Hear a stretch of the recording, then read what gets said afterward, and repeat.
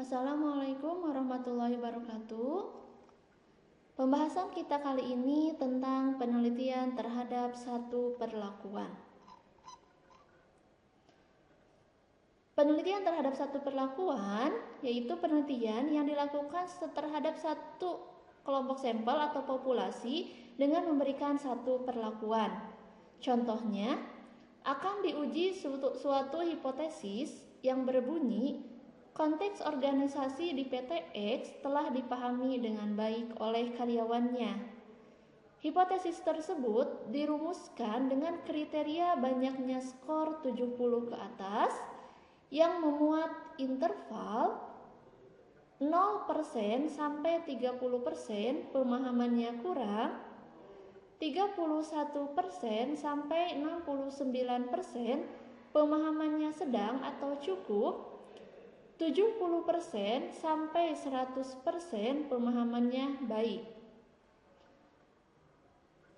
Berdasarkan suatu penelitian, jadi ada seseorang yang ingin membuktikan apakah hipotesis ini benar, maka dia melakukan penelitian terhadap karyawan di suatu PT untuk melihat bagaimana pemahaman karyawannya terhadap konteks organisasi. Dari hasil penelitian diperoleh data ini data yang diperoleh dari hasil penelitian sebanyak 28 data. Ternyata dari data yang diperoleh,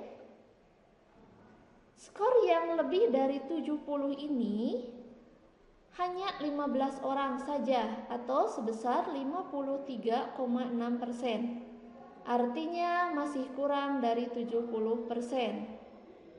Karena 70% itu dikatakan pemahamannya baik, tetapi berdasarkan hasil penelitian ini kurang 53,6%. Padahal hipotesis di atas memperlihatkan telah dipahami dengan baik. Kemudian, cukup berartikah persentase di atas?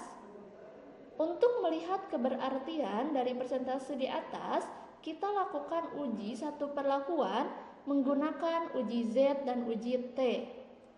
Uji Z digunakan untuk data populasi, sedangkan uji T digunakan untuk data sampel. Namun, terlebih dahulu kita harus melakukan uji normalitas data, seperti yang sudah kita pelajari sebelumnya. Sekarang kita pelajari uji Z. Kita asumsikan bahwa data di atas itu berdistribusi normal. Sebelum menggunakan uji Z, kita tulis dulu hipotesisnya. Hipotesis H0 dan HA-nya. Karena berdasarkan penelitian masih kurang dari 70%, artinya konteks organisasi di PT X belum dipahami dengan baik oleh karyawan, maka kita tulis itu di HA. Artinya HA-nya itu konteks organisasi di PT X belum dipahami dengan baik oleh karyawan. Kemudian kita tulis pernyataan H0 sebagai kebalikan dari pernyataan HA, yaitu konteks organisasi di PT X telah dipahami dengan baik oleh karyawan. Setelah kita menulis hipotesis, kita lanjutkan ke Z hitung. Rumus Z hitung sama dengan X bagi N kurangi P per akar dari P kali 1 kurangi P per N. X ini adalah banyaknya data yang lebih dari 70. Ini yang lebih dari 70 itu ada 15 orang. Berarti X-nya 15 dibagi N, banyaknya data ada 28 dikurangi P itu persentasenya 70%. Jadi 0,70 dibagi P 0,70 kali 1 kurangi 0,70 dibagi N. N itu banyaknya data, ada 28. Kemudian kita hitung yang pembilangnya, hasilnya negatif 0,164. Kemudian kita hitung yang penyebut, hasilnya 0,048. Jadi hasil pembagian ini sama dengan negatif 3,416. Setelah memperoleh Z hitung, kita cari Z tabel. Rumus Z tabel sama dengan Z setengah kurangi alfa sama dengan Z setengah, misal alfa yang kita gunakan adalah 0,05. Berarti setengah kurangi 0,05 sama dengan Z 0,4500. Karena ini Z tabel, maka kita lihat nilai dari ini di tabel Z 0,4500. Kita lihat di Z, tabel Z ya. Di sini kita cari di tengah-tengah yang nilainya tuh 0,4500.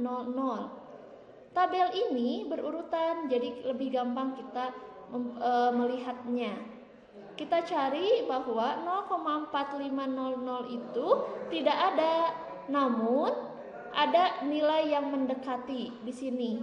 Ada 0,4495 atau 0,4505. Misalkan kita ambil yang mendekati ke atas, ini 0,4500, kita lihat di pinggirnya 1,6, ke atasnya 5. Berarti hasilnya 1,65. Jadi hasilnya 1,65. Kita lihat bahwa Z hitung itu nilainya negatif, maka kita buat Z tabel negatif menjadi negatif 1,65. Kemudian kita bandingkan, karena Z hitung kurang dari negatif Z tabel atau karena negatif 3,416 kurang dari negatif 1,65, maka H0 ditolak. Kalau H0 ditolak, berarti HA ini diterima. Artinya konteks organisasi di PTX belum dipahami dengan baik oleh karyawan. Itu mengenai uji Z. Selanjutnya mengenai uji T. Berdasarkan contoh sebelumnya, akan diuji sebuah hipotesis yang berbunyi pemahaman karyawan mengenai konteks organisasi di PTX rata-ratanya 70, karena tadi dikatakan baik. Tetapi berdasarkan hasil penelitian masih kurang rata-ratanya dari 70. Maka kita simpan itu di pernyataan HA. Pernyataan HA-nya, rata-rata pemahaman karyawan mengenai konteks organisasi di PTX kurang dari 70. Kemudian kita tulis pernyataan H0, kebalikan dari HA. Rata-rata pemahaman karyawan mengenai konteks organisasi di PTX minimal 70. Setelah membuat hipotesis, kita hitung T hitung. Rumusnya X bar kurangi mu 0 dibagi S bagi akar N. X bar ini rata-rata, S ini adalah simpangan baku. Jadi kita hitung rata-rata dan simpangan baku dari data ini. Dari data ini kita hitung berapa rata-ratanya dan berapa simpangan bakunya, seperti yang sudah dijelaskan di pertemuan sebelumnya. Kemudian X barnya setelah dihitung 63,75 dikurangi mu 0, rata-rata populasinya ini 70, dibagi S simpangan baku yang telah dihitung 10,6 bagi akar N, banyaknya data ada 28. Hitung pembilangnya, hasilnya negatif 6,25, kemudian hasil penyebutnya 2,003. Kemudian kita bagi, hasilnya negatif 3,12. Setelah mencari T hitung, kita cari T tabel sama dengan T alfa N dikurangi 1. Misal alfa yang digunakan itu 0,05. N-nya karena ada 28, maka N-nya 28 kurangi 1 jadi 27. Karena ini mencari T tabel, maka kita lihat di tabel T. Kita lihat di tabel T, alfanya 0,05 dan N-nya 27. Kita lihat di tabel T. Di sini tabel T ada dua, ada untuk uji dua pihak, ada untuk uji satu pihak. Karena kita menggunakan uji satu pihak, maka kita lihat di kolom 0,05. N-nya itu tadi 27. Ini 27, berarti isinya 1,7033. Kita isikan T tabelnya 1,7033.